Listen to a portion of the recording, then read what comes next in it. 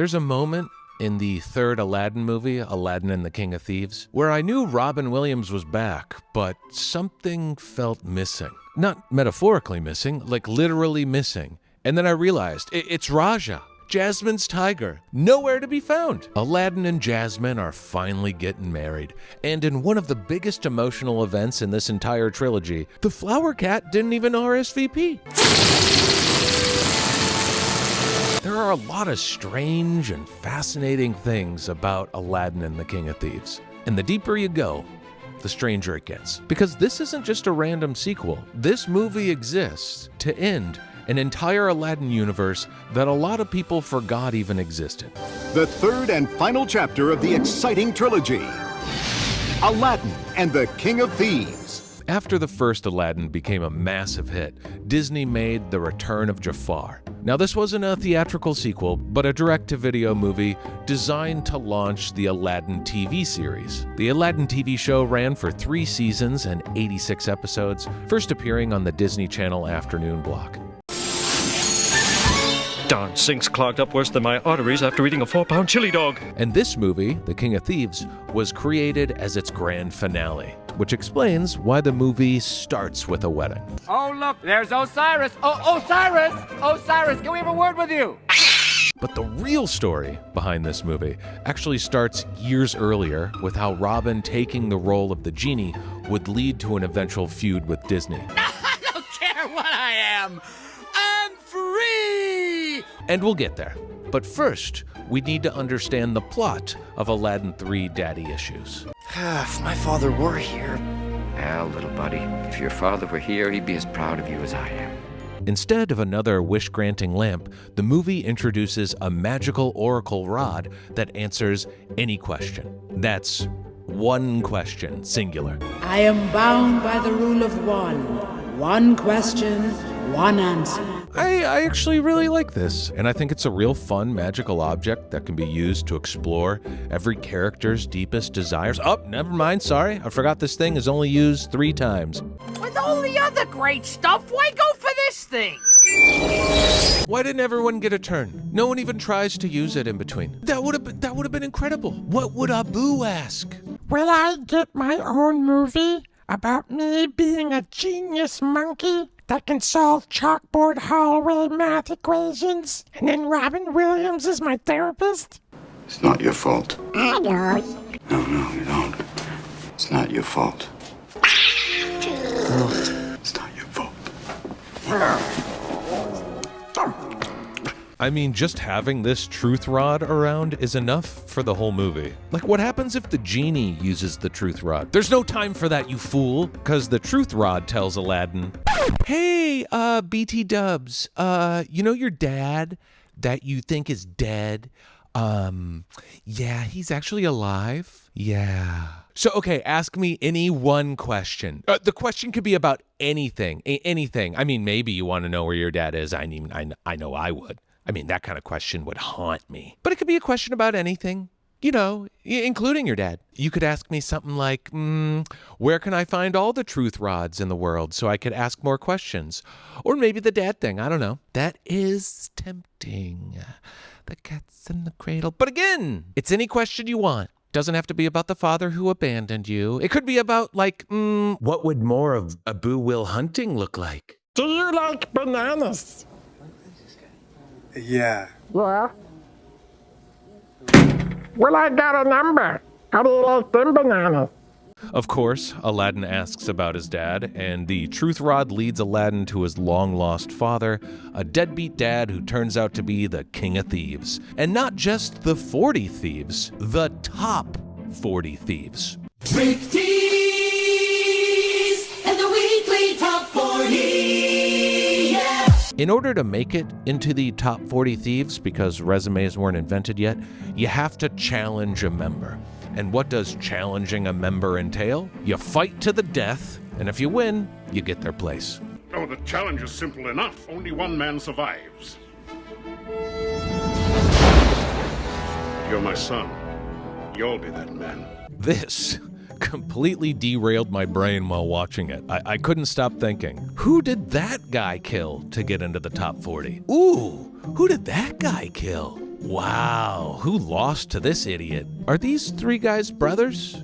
Triplets? Russian nesting dolls? Did they have to kill 3 guys to get in? Have these 3 guys had 5 guys? We also get baby Aladdin. Your father's a man who taught you who you are. Mine was never there. Adorable. Except for this one shot that looks like a meme that hasn't been discovered yet. Who's that? It's my mother. You have her eyes. Anyway, this is where we learn that his father abandoned the family because he wanted to become the king of a criminal empire for money. I knew exactly what I wanted for my family. The best. I couldn't give up and go back empty-handed. I am the one who knocks. Okay, cool, that's fine. Still didn't want to like swing by? A letter maybe? Even Heisenberg went home for breakfast. Veggie bacon. We're watching our cholesterol. This guy is a bad dad, even if he is a thirst trap.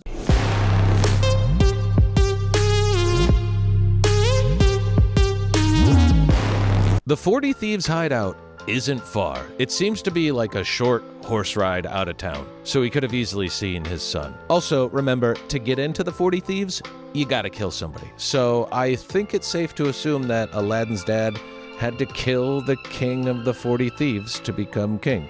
I tried to block out the memories. Say no more.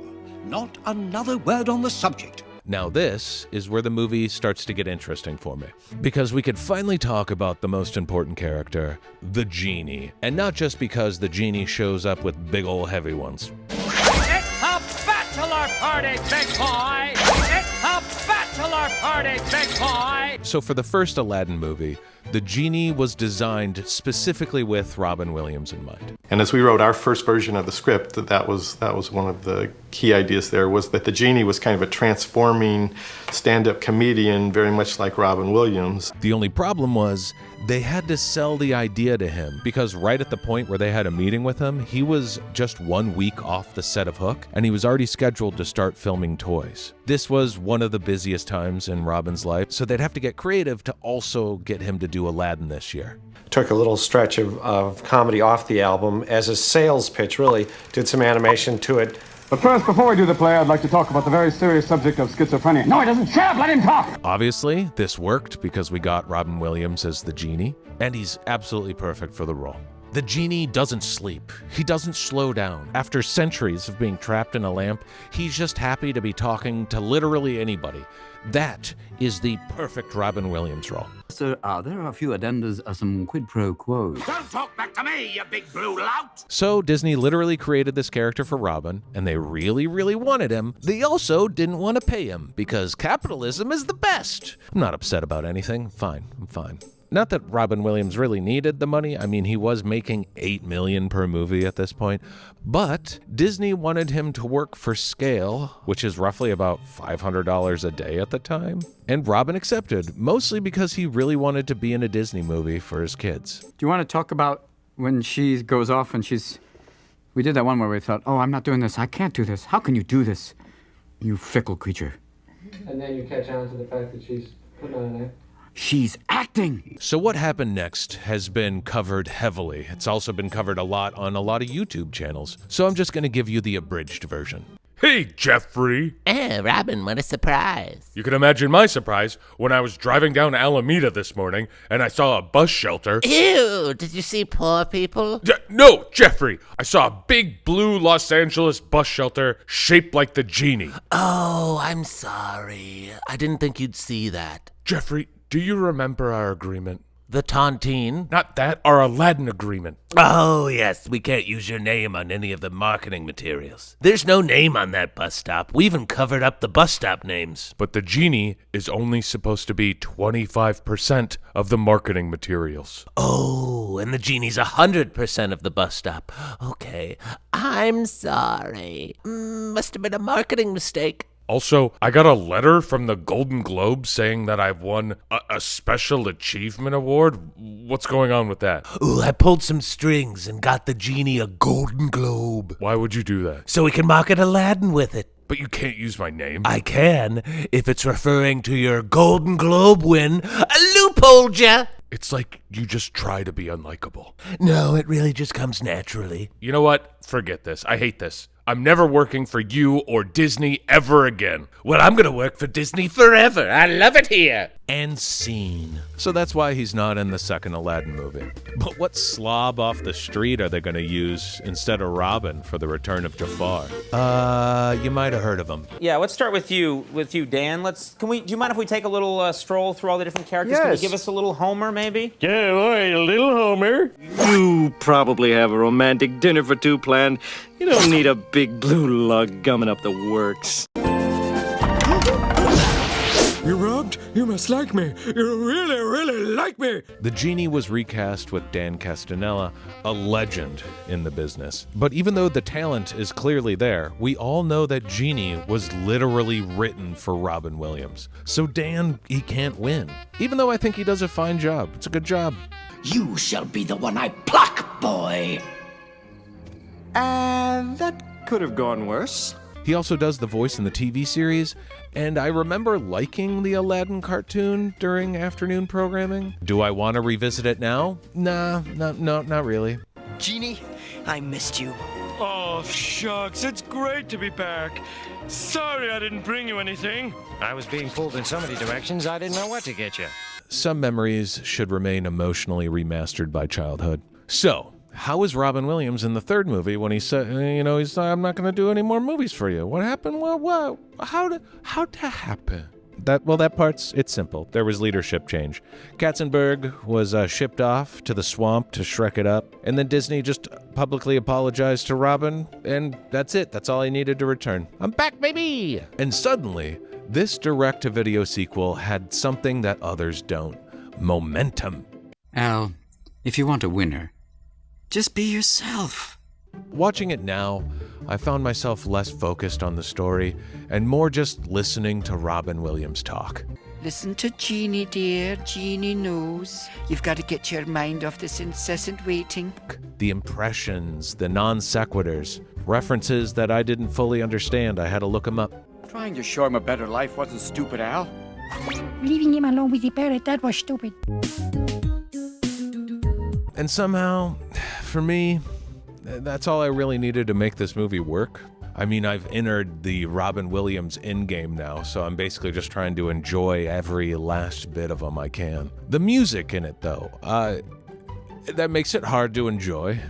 No earrings that are tasteless or gaudy. You're gonna look gorgeous when I get through. There's a party here in Agrabah. I would say it's not as good as Fern Gully. And if you watched my Good Morning Robin series, you already know my stance on that. Rockin', I tremble, my brain is scrambled. And I swear there's two songs that sound like Friend Like Me. One is similar, the opening number. There's a party here in Agrabah. Guests are filling up the room. Let me take your order, jot it down. You ain't never had a friend like me. But the other, it's basically the same song. And if you like to learn, you're gonna love this work. Welcome to the party, thieves. You ain't never had a friend like me. Which means this just proves you can plagiarize yourself. That's fine, I guess. Speaking of plagiarizing yourself, there are also tons of Disney references just scattered throughout. Most of these aren't even jokes, they're just acknowledgments. But combined with the lower budget animation style, everything kind of feels a little dreamlike.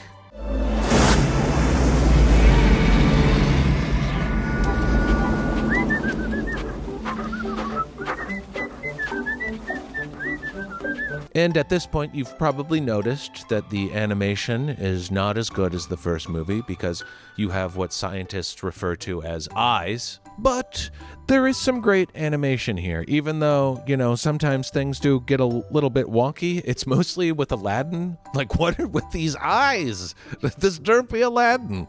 Corporate needs you to find the differences between this picture and this picture. They're the same picture. This was animated by the Disney TV team with way less time than a feature film, so of course it's not going to look as good as the first. But there are some genuinely beautiful shots in this movie. And I know what you're thinking, beautiful shots? not what I've seen so far. So to prove it, I went through the whole movie and pulled my favorite animations. And then when I was looking through them, they really give off this like 90s synth wave kind of vibe. So I made this music video to show off the animation. With all these shots together, you could really see how beautiful this movie can be sometimes. I hope you enjoy it.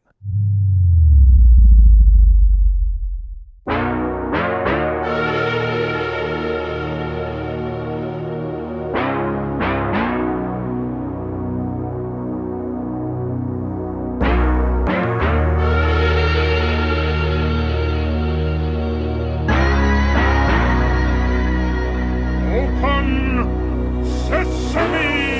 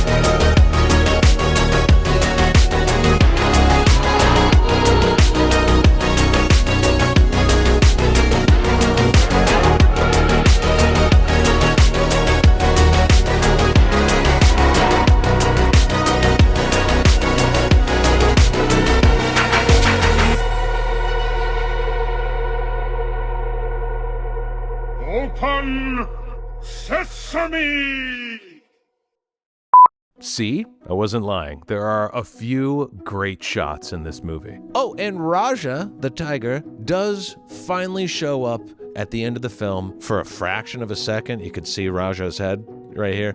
And then, a couple times walking down the aisle. So unless you're a huge Rajah fan, like me, for a Disney sequel, it's not that bad. It's not bad. It's not good. It's not bad. But I really enjoyed myself. And, mostly because I enjoyed hearing Robin Williams again. Somebody rub the lamp! Somebody rub the lamp! Oh, I feel it! The whole point of Aladdin and the King of Thieves was to give this full series a proper send-off and goodbye. So, how does it do for a send-off for all these characters? Well, I think the first one already did such a great job. All of you, come over here. Big group hug. Group hug. Ooh. But considering that they went forward with a second movie to kick off a new TV series, things could have ended much worse. Come to say goodbye? I already said my goodbyes. Of course, the monkey had a cry, and that got me going. The first movie ends with Aladdin and Jasmine starting their relationship together, so it makes sense to end this movie on them getting married. They even bookend it with the merchant from the first film. I thought that this was really nice, a nice touch. And let's take a look at the last time that we see these characters. Here is the last that we see of the Sultan and our beloved Rajah. I would also say that this is the last time that we saw Abu, but we all know what came out after this. I know you've been thinking about it. Yes, you have. Yes, you have. You hoping to get a good night kiss? I'm telling you, I was hoping to get good night love. That is also the last time that we see Genie as himself, but technically the last time we see him is when he's 4 women trying to catch a bouquet. This is the last shot of the magic carpet. Here is the last shot of Iago, where you could see his face. And Dad Aladdin's final shot is probably one of the coolest. But the most interesting one is the last shot of Aladdin and Jasmine. Did you catch that? That is a very suggestive eyebrow. Safe to say that these two had a kid, or at least tried. I think they did a pretty good job of wrapping everything up, all things considered. That's all this movie is here for, and if you watch it with that in mind, it's pretty enjoyable. I'm glad I watched this one, and I'm continuing my Robin Williams journey. Make sure to subscribe so you don't miss the next episode, and let me know which Robin Williams movie you think I should cover next, because I'm already working on his final film appearance. Absolutely anything that came out in 2014. That movie has a very interesting story behind it. Thanks for watching. Peace. Open